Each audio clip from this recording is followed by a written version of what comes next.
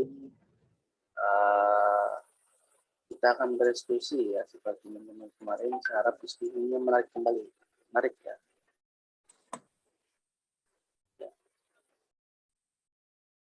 Baik teman-teman, kita buka dulu perkuliahan pada pagi hari ini dengan membacakan basmalah bersama-sama. Bismillahirrahmanirrahim. Baik, yang presentasi pagi hari ini siapa? Kami Mas Adam, kelompok 4. Baik, sudah siap ya? Insya Allah siap. Tapi Pak Adam bisa minta tolong share screen nggak? Dari teman-teman yang lain mungkin? Atau saya Mas. Mas Riko? Oke, ya Mas Riko. Tapi Oke, minta tolong Mas Riko. Makalahnya mau di-download dulu, lagi buka WA-nya. Oke, siap. Makasih Mas Riko. Maaf ya, antar dulu ya. Baik, mungkin langsung saya serahkan ya ke teman-teman untuk membuka persiapkan presentasinya waktu tempat saya persiapkan. Baik, bismillahirrahmanirrahim. Assalamualaikum warahmatullahi wabarakatuh. Waalaikumsalam warahmatullahi wabarakatuh. Alhamdulillahi rabbil alamin. Wabihi nasta'inu ala umuri dunya waddin. Wassalatu wassalamu ala asrafil anbiya wal mursalin. Wa ala alihi wa sahbihi ajma'in. Amma ba'du. Rabbi israh li sadri wa yassir li amri wahlul 'uqdatam min lisani yafqahu qawli.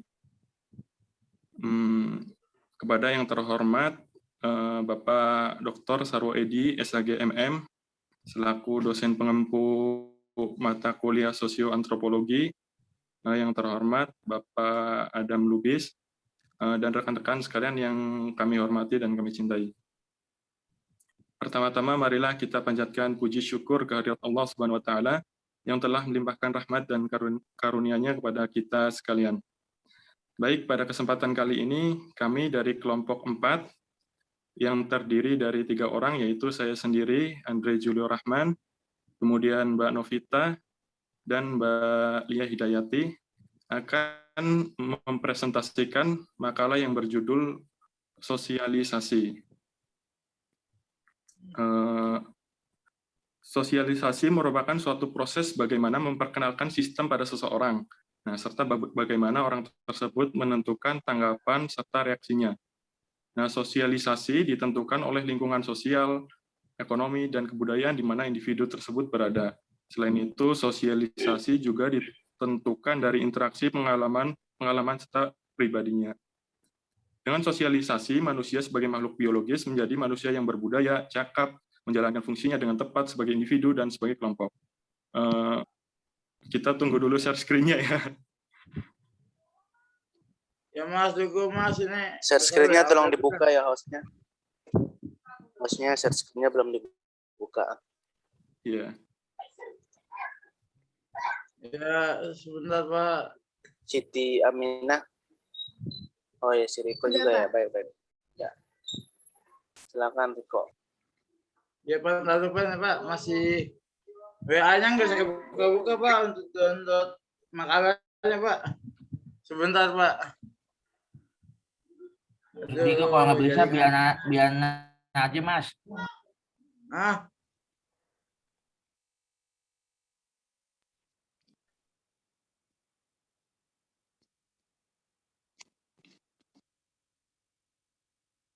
Terus Pak Andre dibacakan aja sambil menunggu Pak Riko mempersiapkan.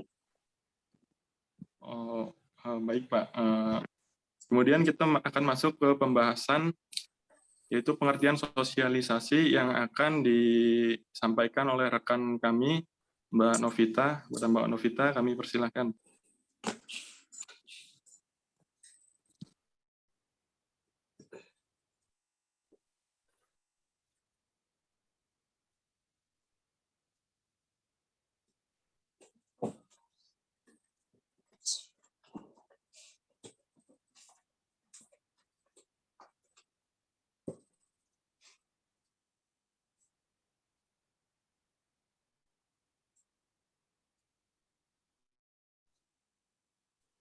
Ya, hari ini sini saya share screen.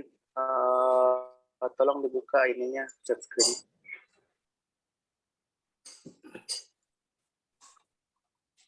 Harusnya tolong dibuka di sebelah ininya, di sebelah chat screen-nya. Multi ini.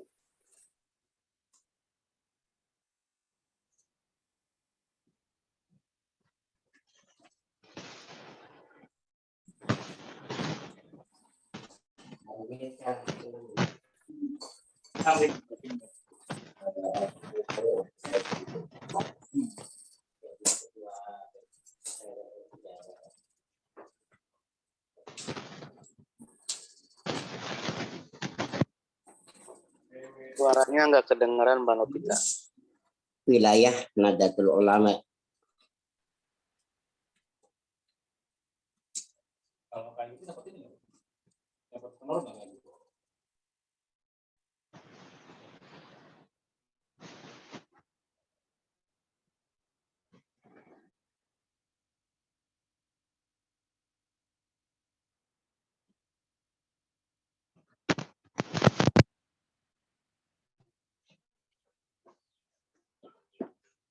Ya, Assalamualaikum.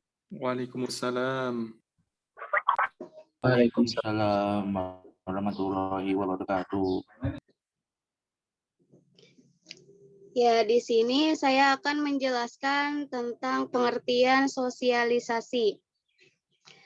Sosialisasi secara umum yaitu suatu proses belajar mengajar atau penanaman nilai, kebiasaan, dan aturan dalam bertingkah laku.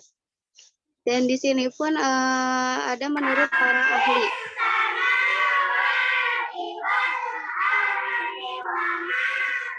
Di sini dalam pengertian sosialisasi dalam arti sempit adalah proses pembelajaran yang dilakukan individu dalam mengenal lingkungannya, baik lingkungan fisik maupun sosial. Bisa dilanjut, Riko?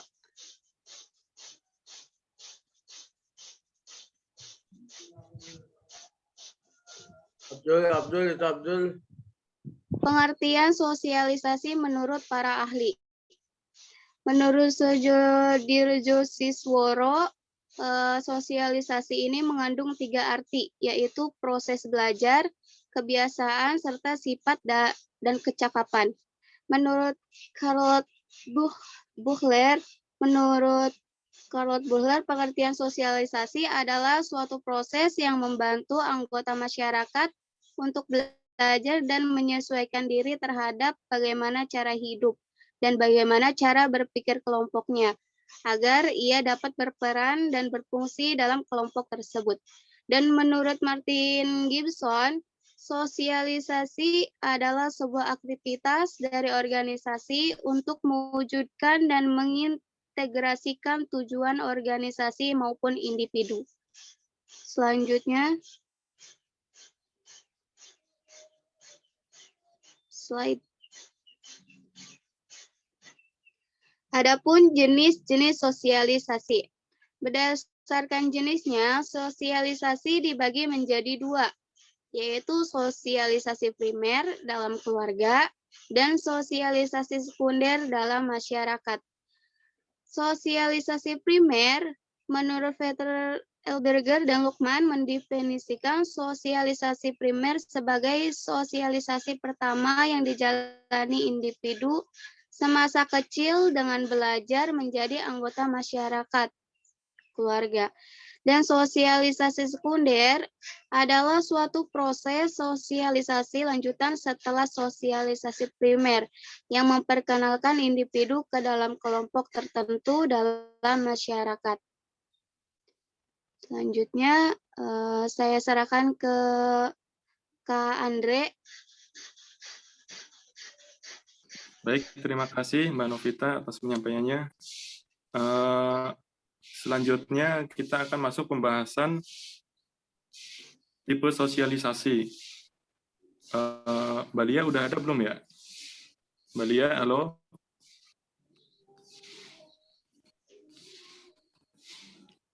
Ini belum ada deh. Belum ada. Ya udah saya lanjutkan aja ya. Nah, Tipe sosialisasi. Setiap kelompok masyarakat mempunyai standar dan nilai yang berbeda. Misalnya seorang disebut baik apabila nilai ulangan, misalkan di sekolah, seorang disebut baik apabila nilai ulangannya baik, misalkan seperti itu. Nah, perbedaan standar dan nilai pun tidak terlepas dari tipe sosialisasi yang ada. Ada dua tipe sosialisasi. Yang pertama, formal. Sosialisasi tipe ini terjadi melalui lembaga-lembaga yang berwenang menurut ketentuan yang berlaku dalam negara, seperti pendidikan di sekolah dan pendidikan militer. Kedua, sosialisasi informal. Sosialisasi tipe ini terdapat di masyarakat atau dalam pergaulan yang bersifat kekeluargaan, seperti antara teman, sahabat, sesama anggota klub, dan kelompok-kelompok sosial yang ada di masyarakat. Baik sosialisasi formal maupun sosialisasi informal tetap mengarah kepada pertumbuhan pribadi anak agar sesuai dengan nilai dan norma yang berlaku di lingkungannya. Dalam lingkungan formal seperti di sekolah, seorang siswa bergaul dengan teman sekolahnya dan berinteraksi dengan guru dan karyawan sekolahnya. Dalam interaksi tersebut, ia mengalami proses sosialisasi. Dengan adanya proses sosialisasi tersebut, siswa akan disadarkan tentang peranan apa yang harus ia lakukan. Siswa juga diharapkan mempunyai kesadaran dan dalam dirinya untuk menilai dirinya sendiri. Misalnya, apakah saya ini termasuk anak yang baik dan disukai teman atau tidak? Apakah perilaku saya sudah pantas atau tidak? Selanjutnya, Mas Abdul.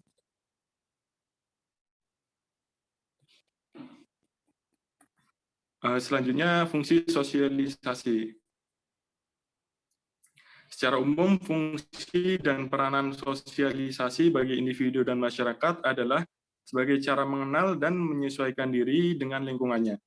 Bagi individu, sosialisasi berfungsi sebagai pedoman dalam belajar mengenal dan menyesuaikan diri dengan lingkungannya, baik nilai, norma, dan struktur sosial yang ada pada masyarakat di lingkungan tersebut. Bagi masyarakat, sosialisasi berfungsi sebagai alat untuk melestarikan penyebaran dan mewariskan nilai, norma, serta kepercayaan yang ada pada masyarakat. Dengan begitu, nilai, norma, dan kepercayaan tersebut dapat dijaga oleh semua anggota masyarakat. Selanjutnya,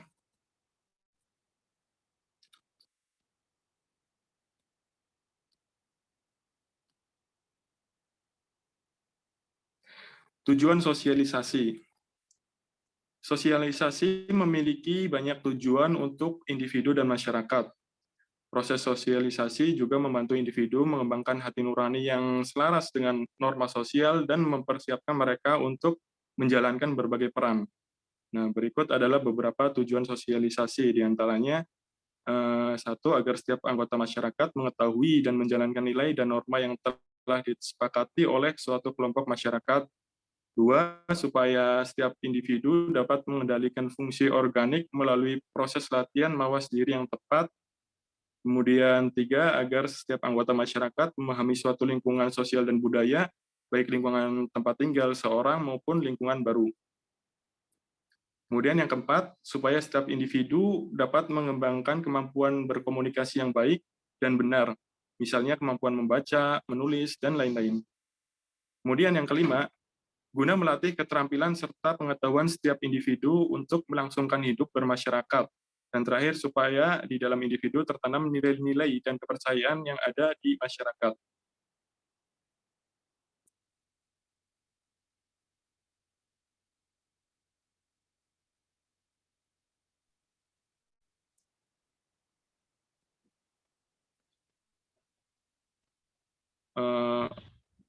Baik, poin selanjutnya adalah kesimpulan yang akan disampaikan oleh Mbak Novita. Silakan Mbak Novita. Ya, jadi kesimpulannya dari penjelasan di atas, sosialisasi adalah proses memperkenalkan masyarakat pada norma dan adat istiadat sosial. Sosialisasi secara mendetail kepada anggota masyarakat dapat membantu setiap individu untuk beradaptasi dengan lingkungannya. Demikianlah ulasan mengenai sosialisasi.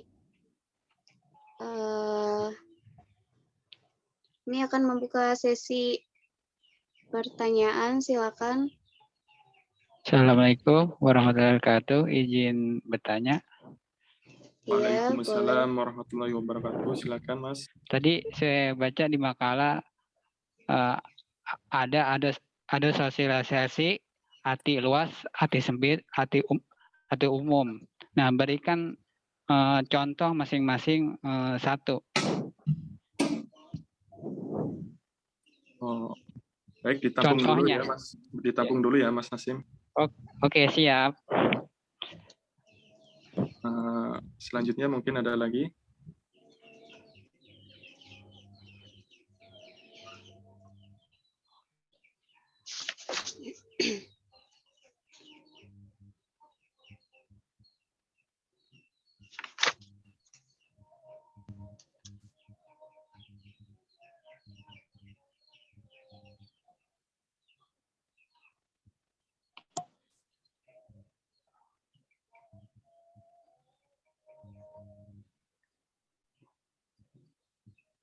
Saya mau bertanya, Boleh. Baik, silakan Mas Abdul. berikan fungsi sosialisasi. Berikan contoh fungsi ya, sosialisasi. Contoh fungsi sosialisasi. Betul sekali, Mas. Terima kasih. Baik, Mas. Terima kasih. Kemudian ada lagi yang ingin bertanya? Saya izin bertanya. Baik, Boleh. silakan Pak Agus. Di zaman kita sekarang kan ada istilah sudah lumayan agak ngetren mengenai pendidikan homeschooling. Nah, untuk anak-anak yang homeschooling, menurut teman-teman bagaimana cara kita membiasakan anak yang homeschooling itu bisa bersosialisasi juga? Karena kalau anak homeschooling kan biasanya cenderung lebih sering di rumah, belajarnya itu di rumah.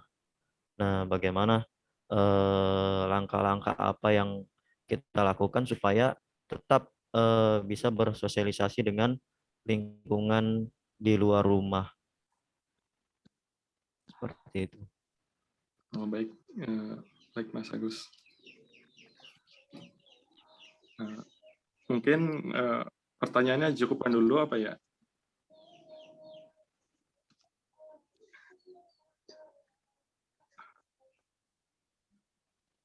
Kalau mau ditambah, saya nambah. Aku habis Mas Budi. Ada orang boleh deh, Mas Budi, silakan. Ya, terima kasih ya, Bang Andre. Saya pengen bertanya tentang apa sih yang harus dilakukan ketika seorang dia susah dalam berkomunikasi agar dia tuh akhirnya bisa bersosialisasi gitu. Karena susahnya berkomunikasi itu bisa ada kecenderungan dia malu gitu kan terhadap lingkungan, akhirnya dia nggak berbaur gitu. Nah, bagaimana mengatasi itu? Itu aja pertanyaannya. Baik. Kita cukupkan ya pertanyaannya 4 dulu ya. Saya akan coba menjawab pertanyaan dari Mas Nasim yang pertama. Pertanyaannya Mas Nasim kan tadi mengenai pengertian sosialisasi. Ada dalam arti luas, dalam arti sempit, dan secara umum gitu ya. Ya, itu sebenarnya hanya pengertian secara ini aja, Mas Nasim. Jadi misalkan kayak manusia nih, dalam arti luas, manusia ya adalah makhluk hidup. Terus kemudian dalam arti sempit ya manusia adalah makhluk sosial yang tujuan hidupnya adalah mencari keridhaan Allah, mungkin seperti itu Mas Nasim. Jadi ya itu hanya sekedar penjelasan pengertian supaya kita supaya lebih jelas dalam pengertian tersebut. Jadi gimana Mas Nasim? Ya, tadi minta contohnya apa ya? Contohnya kalau di kalangan pendidikan, misalnya di sekolah, contohnya seperti apa? maksudnya dikasih contoh biar nanti yang lain jelas gitu, mengerti apa maksudnya. Seperti itu. Oh, jadi gini Mas Nasim, ini kan pengertian sosialisasi ya. Ya, jadi contohnya sama aja. Jadi contoh sosialisasi itu ya kayak misalkan di dalam pendidikan informal nih, dalam keluarga, seorang orang tua yang mengajarkan anaknya orang tua yang mengajarkan anaknya bicara, orang yang mengajarkan anaknya mengenai tumbuh kembang anak itu dari intinya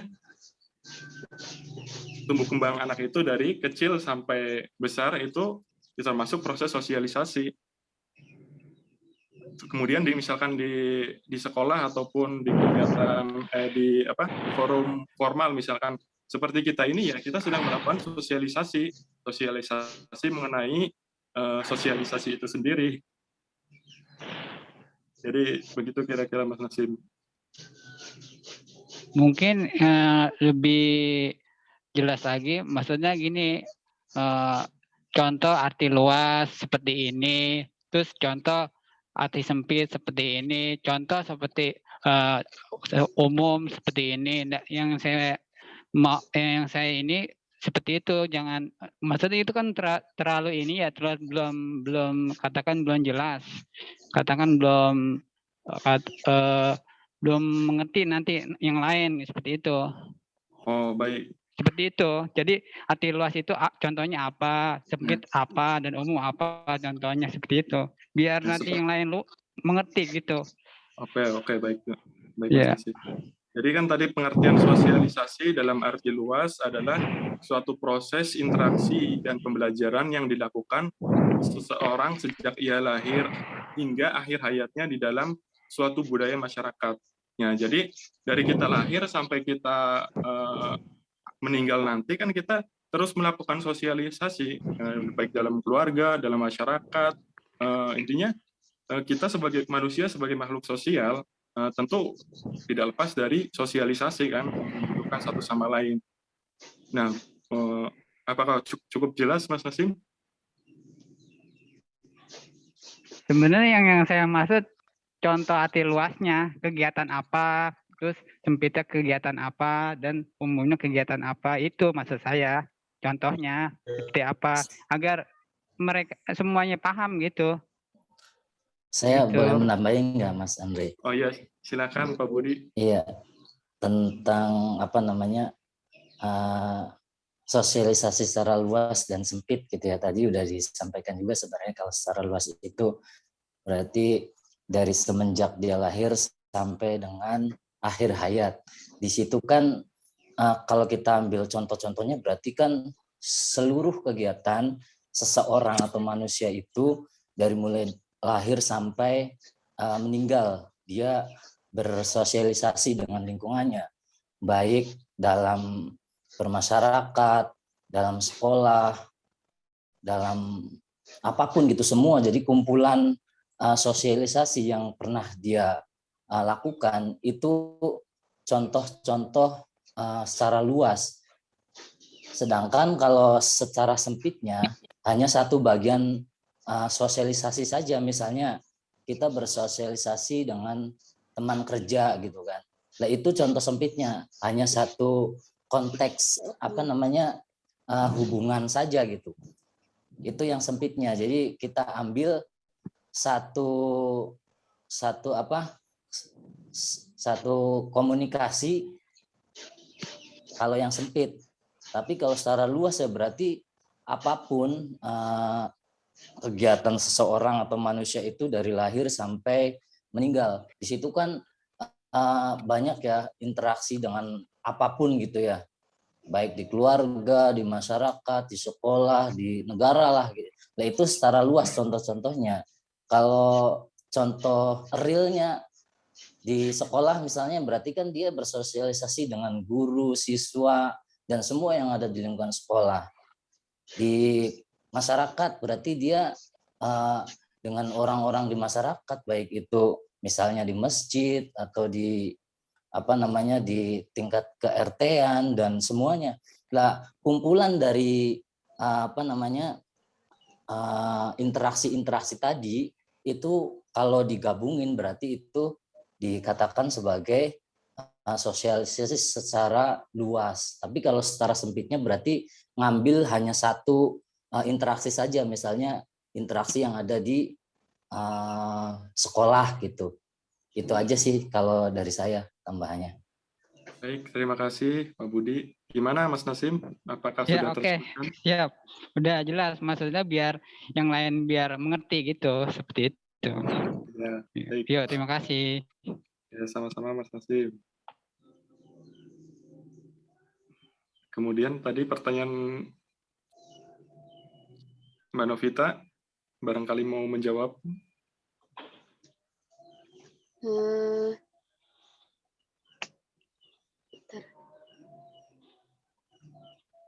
Ya, saya mau menjawab pertanyaan dari Abdul tentang contoh fungsi sosialisasi.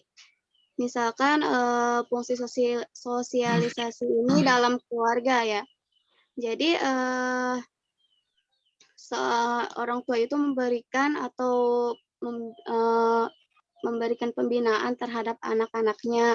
Jadi mana batasan yang boleh dan tidak boleh gitu, agar si anak itu terbentuk dengan perilaku dan akhlak yang baik kayak gitu.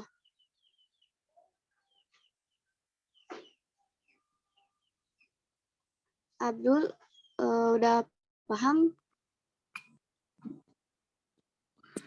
Alhamdulillah sudah paham. Terima kasih Mbak. Ya.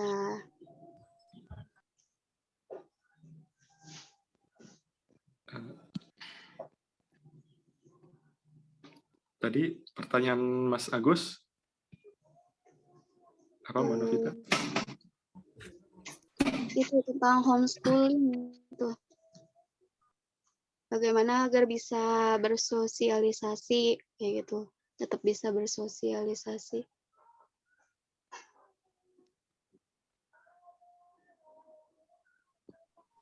Itu Iya, homeschooling kita kan sudah ini ya, insya Allah untuk homeschooling sendiri kan kita sudah tahu ya. Di sana pastinya akan ada dampak positif sama negatifnya. Kalau yang saya tahu, di antara dampak positifnya homeschooling itu kan ya mungkin anak jadi terjaga, terutama kalau kita tinggal di lingkungan yang kurang kondusif, sehingga anak lebih terjaga, tidak terkontaminasi, mungkin pendidikannya juga lebih bisa diatur ya, kalau misalkan memang benar-benar dilakukan jadwal yang teratur di rumah dalam melakukan homeschooling tersebut. Cuma di antara dampak negatifnya, kalau yang saya lihat, rata-rata anak yang homeschooling itu jadi kurang bisa bersosialisasi dengan masyarakat sekitar, lebih cenderung pemalu, sedikit temennya, karena dia cuma tinggal di rumah, sekolahnya cuma di rumah gitu kan. Nah, itu langkah-langkah kita bagaimana supaya bisa menyeimbangkan, artinya dia tetap bisa homeschooling, tapi juga bisa bersosialisasi juga dengan masyarakat sekitar begitu. Oh, baik. Saya akan mencoba menjawab berdasarkan pengetahuan saya aja ya, Mas. Mohon maaf jika kurang memuaskan nih. Jadi yang pertama kalau menurut saya sih dimulai dari keluarga sendiri ya, jadi orang tua ya, dari pendidikan informalnya itu sendiri. Jadi sebagai orang tua kita kan punya kewajiban lebih baik lah intinya. Jadi kalaupun kita sekarang masanya homeschooling, jadi kita bisa mengajarkan anak kita dimulai dari kita sendiri, bersosialisasi ke mungkin keluarga terdekat, kerabat ataupun tetangga-tetangga, dan kita bisa memberikan arahan ke anak-anak kita untuk supaya kita bersosialisasi dengan lingkungan sekitar paling tidak ya. Karena ya perlu juga kan sosialisasi seperti yang Mas Agus bilang, nggak mungkin kita homeschooling terus kita di rumah terus. Ya emang zamannya teknologi ya, sekarang kan udah sekolah daring, jadi kebanyakan waktu di rumah, kemudian anak-anak pun jadi malas keluar, hanya main HP. Nah, kita sebagai orang tua yang mengambil peran, mengambil inisiatif untuk mengarahkan anak-anak kita untuk bersosialisasi itu sendiri. Ya, dan dimulai dari kita sendiri juga yang bersosialisasi, begitu. Begitu menurut pengetahuan saya, Mas. Apakah masih kurang memuaskan? Barangkali ada teman-teman yang ingin menambahkan? Iya, teman-teman mungkin bisa memberikan, karena kan apa ya, semakin banyak pendapat dari teman-teman kan berarti kan semakin banyak masukan. Karena ini kan juga bisa jadi bahan pertimbangan saya sendiri ya. Artinya saya juga kemarin sempat berpikir gitu kan, kalau punya anak, ya apakah anak saya itu nanti di homeschoolingkan saja gitu kan, melihat kondisi zaman yang sekarang ya serba Masya Allah ya, kita tahu sendiri gitu kan. Cuma di sisi lain saya juga berpikir nanti anak saya jadi Cooper gitu, takutnya kan gitu. Nah mungkin teman-teman yang lain ada pendapat yang lain, silakan dipersilahkan gitu, biar kita bisa jadi, ya bisa buat pribadi saya sendiri bisa jadi pertimbangan begitu. Gimana teman-teman? Mas Agus ingin menambahkan ya, Ya, untuk silakan. anak-anak yang betul takutnya dia kurang pergaulan atau pemalu ya. Benar apa kata Mas Andre Julio, bahwa kita kembalikan kepada keluarga ya. Jadi gimana di keluarga itu anak itu harus dilatih, mungkin dari secara perilakunya atau ucapan itu dilatih dengan berbicara sama orang yang lebih tua, atau sama ibu dan bapaknya, atau sama kakaknya gitu kan. Dilatih dengan cara berbicaranya, cara berinteraksinya yang pertama gitu. Kalau dari keluarga dia sudah merasakan, sudah biasa gitu. Nah sekarang kan untuk sekarang tuh perkembangan zaman tuh lebih mudah ya. Kita di rumah aja bisa berinteraksi, bahkan bukan hanya 1-2 orang, bisa ribuan orang, ya kan? Jutaan orang juga. Nah cara kita itu ya kita gimana ya, berteman gitu. Mungkin secara online kita bisa berteman, bisa melatih gitu kan, atau kita bimbing keluarganya, membimbing cara kepedulian. Itu kan salah satunya sosialisasi juga. Contoh gitu, kepedulian secara online. Tiba-tiba dia membuka handphone, ada satu donasi atau satu tindakan yang menurut kita tuh ya ampun, ini kenapa gitu kan, kayak ada bencana, dia hatinya tergerak. Nah dengan itu kan dia itu bisa berinteraksi gitu kan, ini kenapa, karena dari awalnya itu dari keluarga gitu. Keluarga itu sudah mengajarkan berinteraksi sama dia. Jangan sampai dia belajar di rumah, tetapi interaksi dengan keluarga itu kurang. Nah, yang membuat, kalau menurut saya, membuat anak itu kurang berinteraksi atau pemalu gitu dalam bertemu seseorang, yaitu karena dari rumahnya itu enggak, kurang interaksi dengan keluarga gitu. Juga kan di dalam guru pengajarnya ya di rumah. Nah, dari cara diajarinya itu cara berbicara yang baik dan sopan, cara berinteraksi juga sama guru yang mengajari dia gitu. Terus salah satu melatih juga gitu Mas. Intinya kembali dari keluarga dan rasa kepedulian gitu yang timbul. Nah, itu akan menjadi rasa apa? Interaksinya itu akan lebih kuat gitu, walau secara online gitu. Menurut saya sih gitu, Mas. Mungkin saya nambahin juga ya. Sebenarnya pertanyaan Kang Agus ini sebenarnya hampir mirip dengan apa yang saya tanyakan gitu ya. Bagaimana ngebangun seorang agar bisa bersosialisasi. Kalau Kang Agus kan secara spesifik ya, apa namanya, gimana caranya agar anak-anak yang di homeschoolingkan itu bisa bersosialisasi juga. Karena homeschooling itu kan dia belajar di rumah, lebih banyak di rumah gitu ketimbang di luaran. Sebenarnya di masa pandemi ini selama hampir 2 tahun gitu secara tidak langsung itu semua anak-anak ya boleh dikatakan sedang berhomeschooling karena mereka apa namanya nggak berada di sekolah ya, kecuali di akhir-akhir sekarang ya udah mulai separuh gitu ya tatap muka. Jadi gimana caranya gitu ya ketika anak-anak yang sudah biasa di rumah kemudian bisa berinteraksi juga di luar. Ya memang yang pertama adalah tugas orang tua.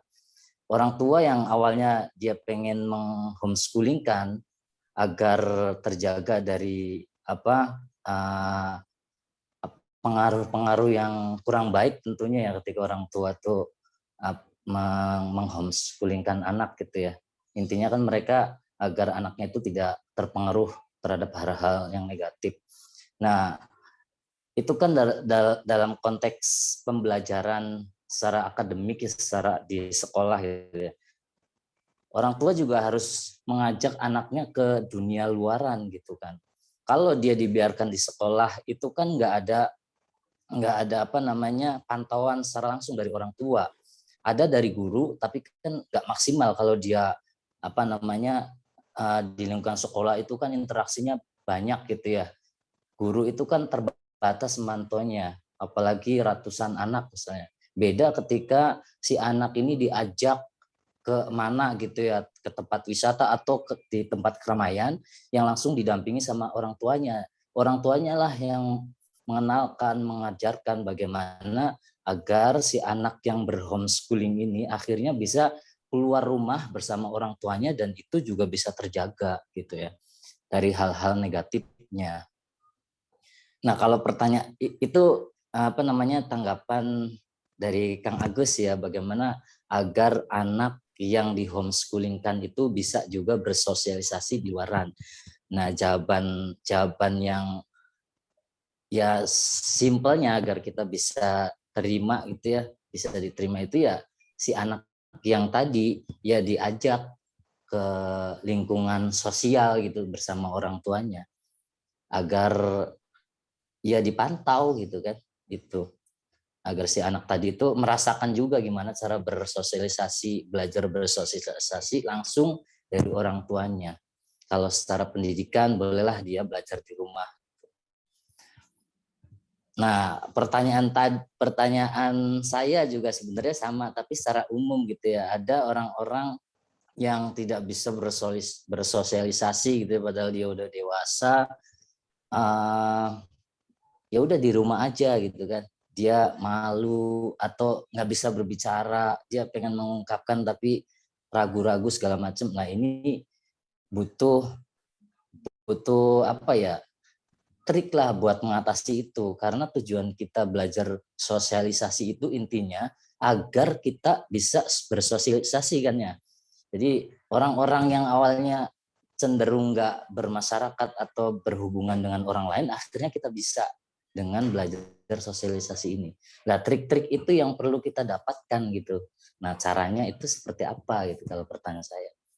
Itu. Baik, Pak Budi, terima kasih tambahannya. Gimana Mas Agus? Atau ada teman-teman yang lain? Atau saya jawab aja pertanyaan Pak Budi?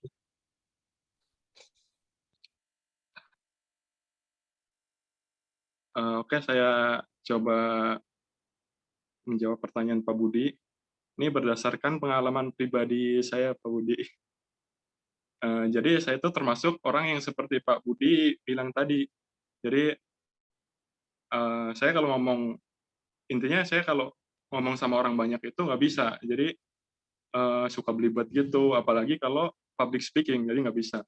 Nah, kalau menurut saya tipsnya itu ya dimulai dari diri kita sendiri.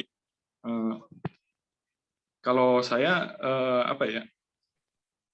Ya mulai belajar ketika sendiri, belajar ketika bersama teman dekat, terus kemudian ketika ada sedikit agak banyak orang, ketika agak banyak orang, ya kemarin sudah dibahas waktu pelajaran Bu Siti ya, proses membimbing diri sendiri. Nah, itu saya coba terapkan ke diri saya sendiri. Saya coba bimbing diri saya sendiri untuk berani berbicara di depan umum, ya, seperti yang saya lakukan sekarang. Ini terus terang aja, sebelumnya itu saya nggak pernah. Dan kemarin-kemarin pas pelajarannya Bu Siti, ya itu ya pertama kali saya coba berbicara di depan umum, walaupun masih online ya. Tapi saya yakinkan kepada diri saya sendiri, kalau ini hanya ini hanya sharing, saya coba relax, kemudian saya belajar memahami materi apa yang saya sampaikan supaya orang lain yang mendengar penyampaian saya bisa mengerti. Ya kurang lebih seperti itu, Pak Budi. Saya juga termasuk yang kurang bersosialisasi ya. Pokoknya kalau nggak sama teman kerja, ya sama teman-teman dekat aja. Jadi kalau pulang pun di rumah aja. Tapi ya sekarang saya coba untuk keluar, untuk berbicara basa-basi lah, sosialisasi dengan tetangga, kemudian dengan teman-teman yang tadinya tidak akrab. Ya alhamdulillah sekarang udah ada sedikit perkembangan, dan saya udah tadinya yang bicara depan orang banyak itu gemetaran, langsung blank, tiba-tiba hilang apa yang saya sampaikan itu. Oh, tadi saya pengen bilang apa ya, nyampe blank gitu. Jadi karena seperti itu terjadi karena kita grogi, nggak rileks, nggak yang kita sampaikan belibet gitulah intinya. Ya sampai sekarang pun masih ya. Cuma saya coba sedikit belajar, karena di sini kita itu untuk belajar. Dan nanti juga kita setelah selesai belajar kan akan terjun langsung di lembaga kemasyarakatan kan. Nah, jadi seperti itu kurang lebih dari saya. Barangkali ada teman-teman yang ingin menambahkan. Oke, saya akan ngasih sedikit masukan, dan masukan ini menjadi salah satu soal nanti di UTS.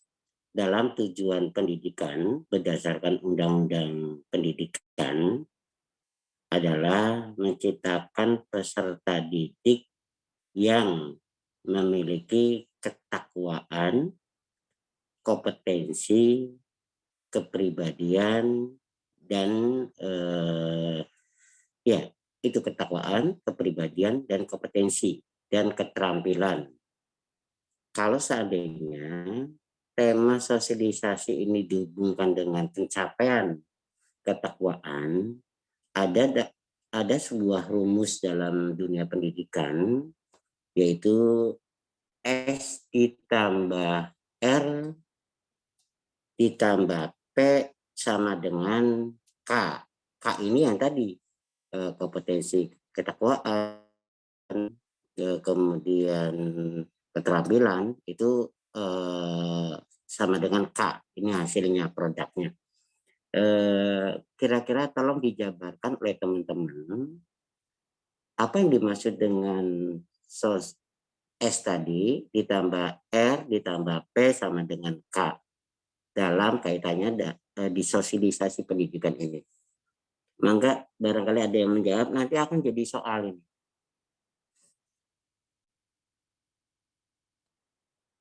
Pak Agus, Pak Budi, saya pernah nerangkan dulu awal-awal itu.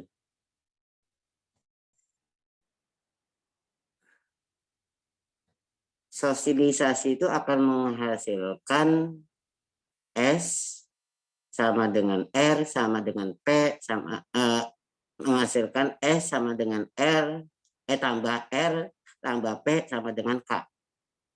S tambah R tambah P sama dengan K.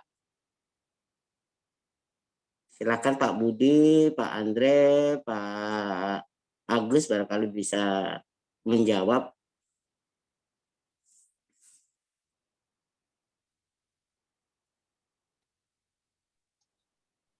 Mungkin saya sedikit ya Pak dosen.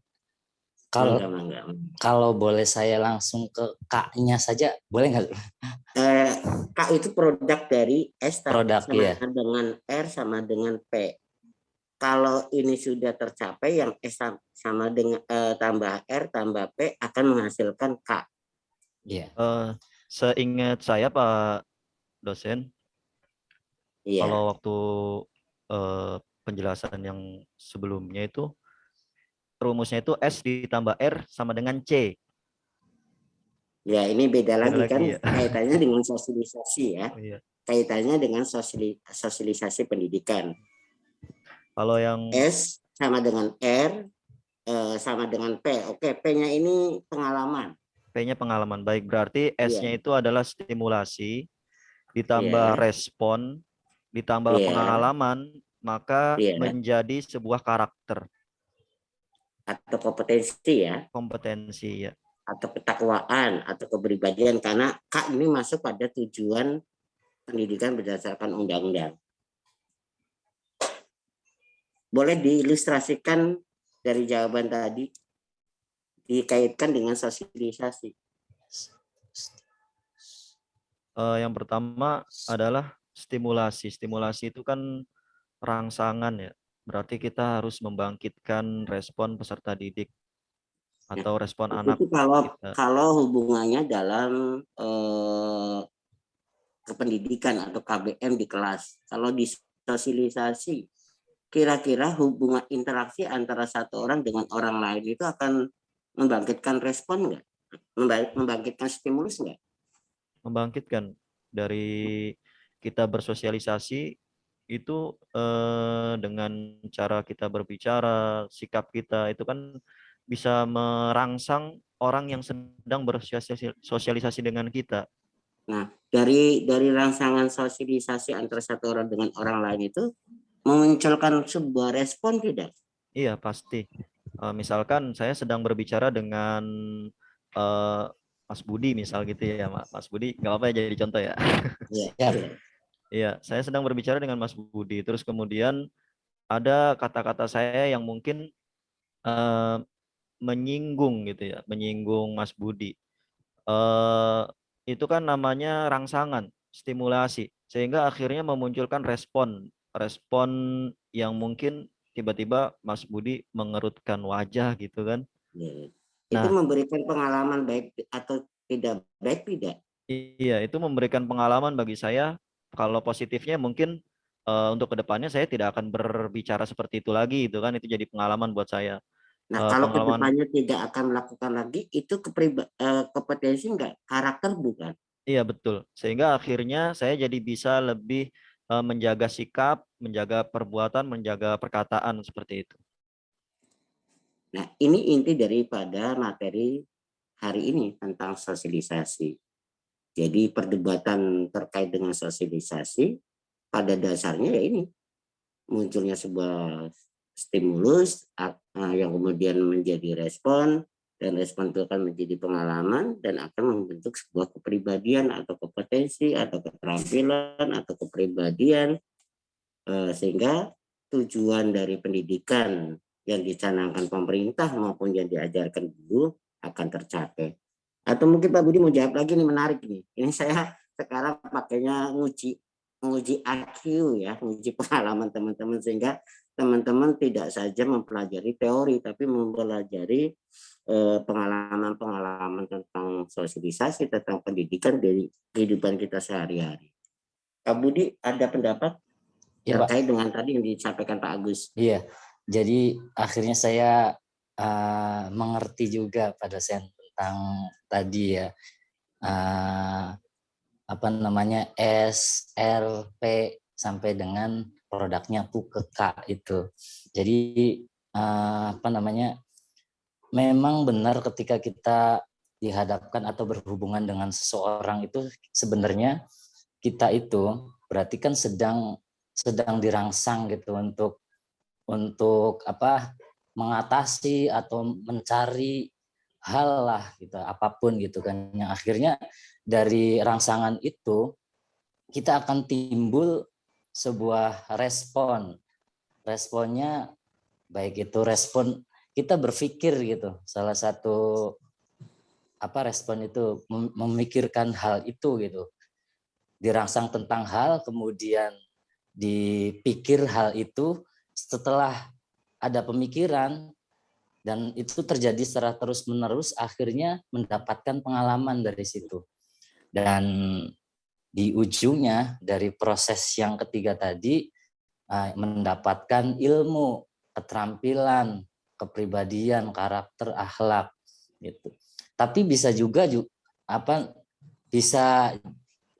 bisa juga nggak Pak dosen kalau seandainya itu outputnya itu atau yang disebut K itu ternyata hasilnya negatif gitu. Ketika orang berhubungan dengan orang yang karakternya buruk misalnya, selalu terus-menerus gitu.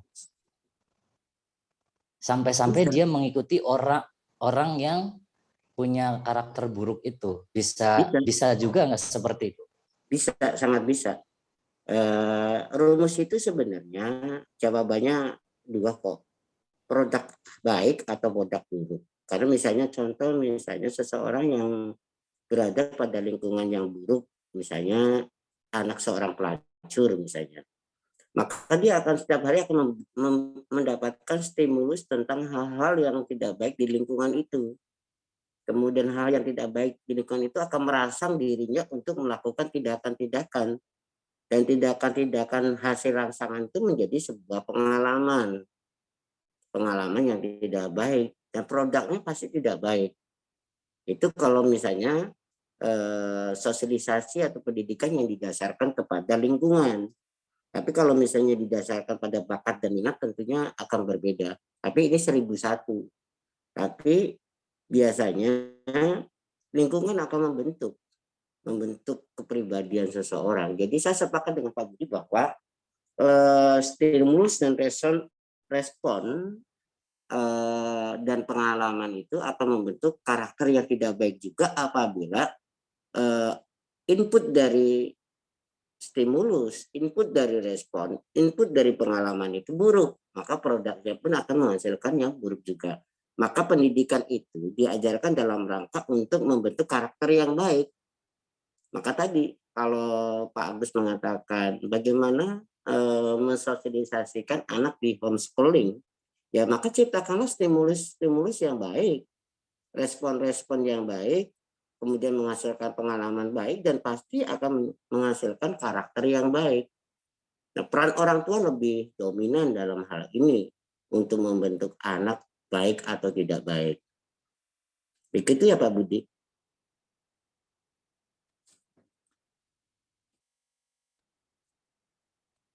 Halo Pak Budi. Oh iya Pak dosen, iya. Saya bisa memahami, bisa mengerti. Alhamdulillah. Amin, amin. Yang lainnya ini akan jadi soal loh teman-teman. Nanti berbeda rujukannya. Kalau ini rujukannya di sosialisasi, rumus ini besok akan saya tampilkan dengan rujukan yang berbeda-beda. Karena rumus ini bisa diterapkan di berbagai tema sebenarnya. Tidak cuma tema sosialisasi saja, tapi tema-tema yang lain. Ada yang lain teman-teman? Biar diskusi kita menarik. Karena alhamdulillah adanya Mas Andre, adanya Mas Agus dan Pak Budi ini, kita semakin bijak dalam pengambilan sebuah pendapat. Sehingga kerangkanya lebih ke subjektivitas. Izin menanggapi yang tadi Mas Budi jelaskan Pak dosen. Siap. tadi kan Mas Budi bilang apakah bisa nanti hasil outputnya ternyata justru malah berbeda dengan inputannya. Terus kemudian juga sudah dijawab bahwa hasilnya bisa saja berbeda gitu ya. Kalau saya boleh memberikan contoh seperti yang tadi contoh sederhana yang saya berikan, saya sedang bersosialisasi dengan Mas Budi, terus kemudian saya mendapatkan pengalaman dari stimulasi, dari respon yang diberikan, saya dapat pengalaman, oh ternyata Mas Budi kalau diajak ngomong tentang ini, itu kayaknya kurang srek. Nah itu bisa saja justru malah menjadi hasil kompetensi buat saya yang saya jadikan untuk sebagai titik kelemahannya Mas Budi. Mungkin barangkali saya lihat, oh mungkin saya punya masalah pribadi gitu ya dengan Mas Budi misalkan. Oh berarti Mas Budi ini titik kelemahannya saya tahu. Ketika membicarakan ini beliau nggak seneng. Nah itu justru bukan menjadikan saya menahan ucapan saya, tapi enggak, karena ada sesuatu akhirnya saya jadi apa namanya bersikap, oh berarti besok-besok saya omongin lagi aja lah gitu kan, biar apa, biar Mas Budinya semakin nggak enak gitu ya, seperti itu. Saya jadi teringat dengan kejadian di kelas. Saya jadi di kelas itu kita sempat ngobrol dengan para guru ya, tentang ketika awal mula kita memberikan kesan pertama ketika berjumpa dengan para murid di kelas. Ada guru yang itu yang nyeletuk, yang pertama kali kita harus cari itu kelemahannya siswa. Supaya mereka itu, kalau kelemahannya sudah kita pegang, jadi mereka itu enggak, apa katanya, tidak bisa macam-macam lah sama kita gitu. Di antara cara yang dipakai oleh salah seorang guru itu, jadi ketika dia masuk, terus kemudian disuruh baca Al-Quran satu-satu. Nah itu kebanyakan yang hiperaktif, yang mereka bandel-bandel itu di kelas, mereka itu nggak bisa baca Al-Quran. Nah itu akhirnya dapat pengalamannya, berarti dia lemah di bidang itu. Nah ketika mereka macam-macam, nanti kita akan kaitkan dengan kelemahannya itu sehingga dia nggak bisa berbuat apa namanya, nggak bisa berbuat aneh-aneh lagi begitu. Barangkali itu bisa jadi contoh juga ya Pak Dokter. Bisa. Yaitu kan pendekatan psikologi ya, karena tadi pengalaman yang kita pahami dari hasil sosialisasi akan membentuk karakter seseorang.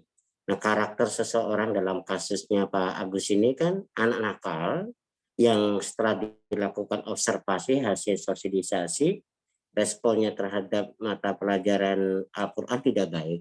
Kemudian pengalamannya di baca tulis Al-Quran tidak baik. Maka ini menjadi karakter anak-anak tersebut bahwa anak nakal kecenderungannya tidak senang terhadap mata pelajaran Al-Quran misalnya. Dan ini menjadi sebuah kelemahan. Kelemahan yang dimiliki oleh si murid tersebut menjadi karakter kan. Maka kemudian pendekatan yang dilakukan oleh Pak Agus untuk menguasai anak-anak tersebut adalah dengan pendekatan psikologi atau pendekatan kepribadian. Ini salah satu metodologi memang yang harus dilakukan oleh guru di kelas. Jadi guru memang harus itu namanya penguasaan kelas ya. Penguasaan kelas itu tidak semata-mata pada tingkat inteligensi, tapi pada tingkat kelemahan juga, sehingga nanti bisa diklasifikasikan mana anak nakal, mana anak yang tidak baik, mana anak yang EQ-nya di matematika bagus, EQ-nya di agama jelek, semuanya itu diklasifikasi secara karakteristik, sehingga kemudian pendekatan yang dilakukan guru lebih persuasif ke peserta didik, dan dipastikan apabila itu sudah dikuasai, kelas pun akan diciptakan oleh guru tersebut. Kalau kelasnya sudah bisa diciptakan, mau diajar apa saja akan kondusif. Maka penguasaan kelas dengan pendekatan psikologis dan kepribadian yang dilakukan oleh Pak Agus tadi sudah benar. Dan ini bagian daripada proses sosialisasi. Nah, sebenarnya kita mempelajari sosialisasi hari ini ya untuk memahami tentang karakteristik baik guru maupun peserta didik kalau kata Pak Budi, sehingga kemudian kita bisa melakukan proses, dan proses akan bisa mencapai output yang kita harapkan. Begitu ya Pak Agus? Sepakat saya bisa diterima? Atau Pak Budi mau nanggapi, atau Pak Andre? Atau Pak Riko? Yang lainnya monggo. Sedikit lagi Pak dosen. Monggo. Dan ternyata rumus ini S ditambah R ditambah P ditambah K ini sama dengan K, ini juga tak jarang dipakai juga oleh para peserta didik, oleh siswa. Untuk apa? Untuk mencari kelemahan gurunya. Jadi mereka memberikan stimulasi sehingga ada muncul respon dari kita gitu kan. Terus mereka dapat pengalaman, oh ternyata guru ini itu nggak gampang marah.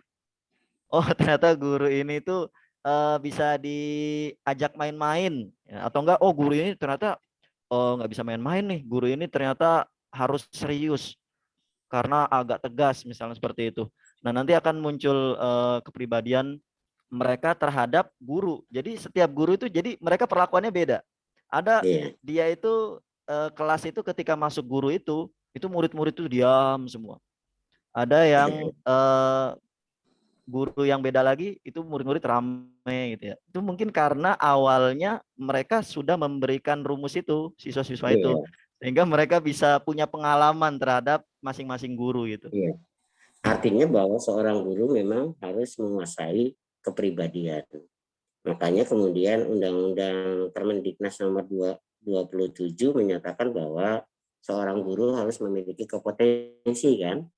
Salah satu kompetensinya adalah kompetensi pedagogik, kompetensi kepribadian, kompetensi sosial, dan kompetensi apa tuh Pak Agus, saya lupa lagi nih. Kepribadian, pedagogik, sosiologi, kepribadian, sosial, dan profesional. Itu menjadi salah satu kompetensi yang harus dikuasai oleh seorang guru. Sehingga kemungkinan yang nanti muncul dari persepsi yang dikemukakan oleh Mas Agus, itu nanti bisa diantisipasi oleh seorang guru, karena guru sudah menguasai tentang kepribadian.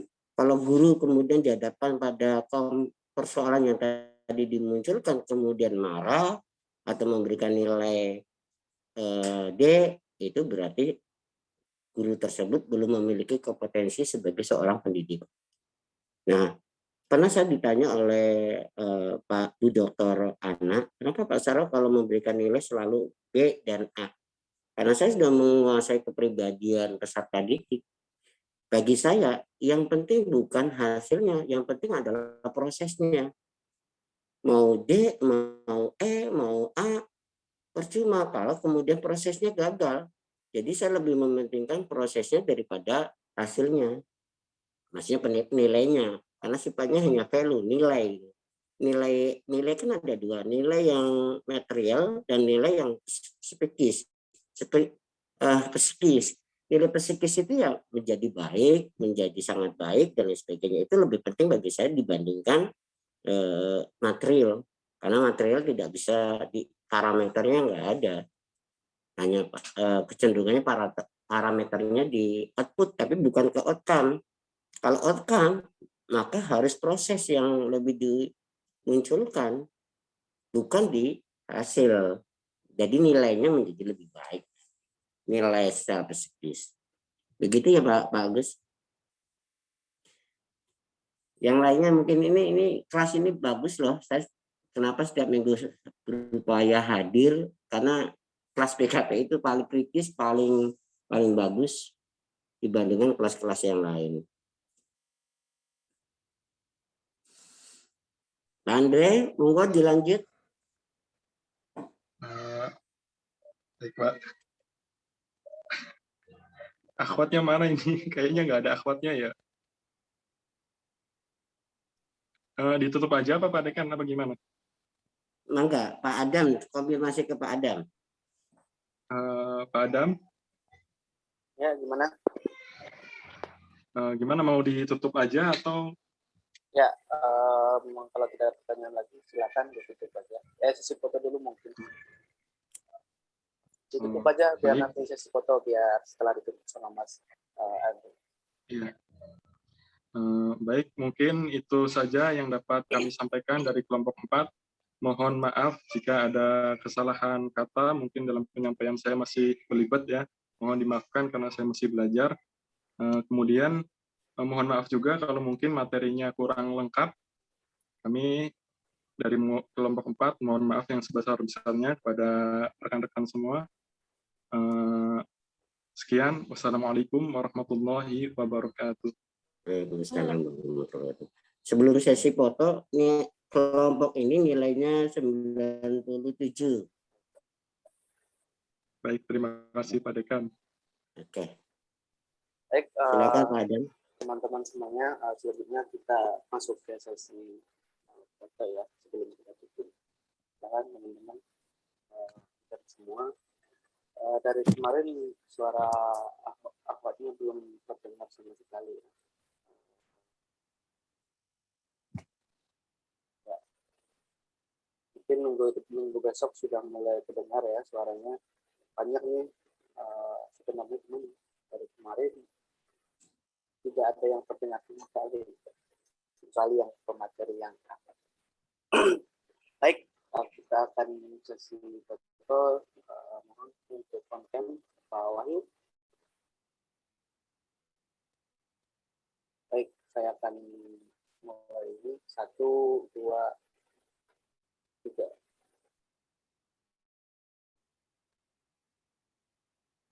Ini 1, 2. Baik, teman-teman semuanya, terima kasih materi pada pagi hari ini. Terima kasih juga teman-teman sudah berdiskusi. Teman-teman yang lain, terutama yang akhwat juga yang belum pernah mengeluarkan suara indahnya di kelas ini, saya harap di minggu depan sudah mengikuti diskusi kita ya. Tidak apa-apa kalian berpendapat atau bertanya, kita di sini masih tahap belajar semuanya. Mungkin itu saja untuk sesi perkuliahan pada pagi hari ini.